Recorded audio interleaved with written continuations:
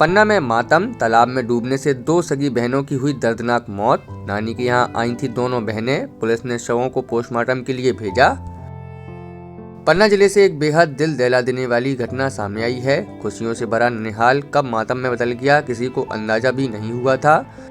सुनहरा गांव में रेलवे विभाग द्वारा खोदे गए एक गहरे तालाब में डूबने से 2 सगी बहनों की मौत हो गई। मृतक बच्चियों की पहचान 8 वर्षीय रागिनी और 6 वर्षीय आशिकी के रूप में हुई है। ये दोनों बहनें अमानगंज के रामपुर गांव से अपनी नानी के घर आई थीं, जहां दोपहर जब वे सहेलियों के साथ तालाब किनारे खेलने के लिए गईं तो खेलते खेलते पैर फिसलने से छोटी बहन पानी में डूबने लगी। उसे बचाने के चक्कर में बड़ी बहन ने भी अपनी जान गंवा दी।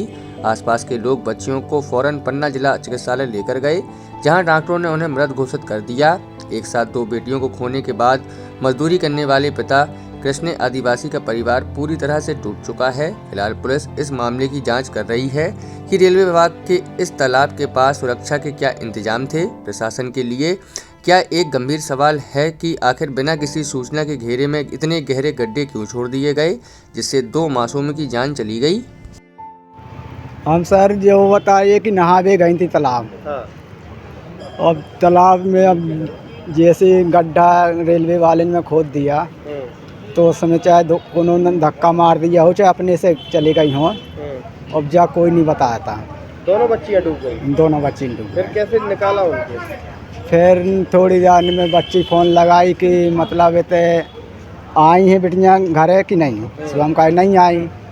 सो फिर घर से लड़का गया मामा उसका, सो पूछा पाछा होते, सो कही कि ये तो है ही नहीं है। तो फिर कोई भी कूद गया। फिर निकाला। सो ढूंढा था उतना ही गड्ढा पे, तो मिल गई हैं उतना ही गड्ढे पे। डूब गई। हाँ। फिर अस्पताल लाए थे। फिर अस्पताल ले आए। कितनी देर गायब थी घर से? घर से ये घंटा एक की गया, 1-1.5 घंटा हो गया। घंटा ही भर के बस। दोनों बहनें हैं? दोनों बहनें। क्या बच्चियाँ उनके परिजन लेके आए हैं सुनहरा गांव से, बता रहे हैं तालाब गए थे नहाने, तो वो मृत अवस्था में लेकर आए थे यहाँ जिला चिकित्सालय, तो उन्हें मृत घोषित करके पीएम हेतु मोर्चरी में शिफ्ट किया गया है। अब पीएम के बाद कारण का पता चल सकेगा फिर आगे।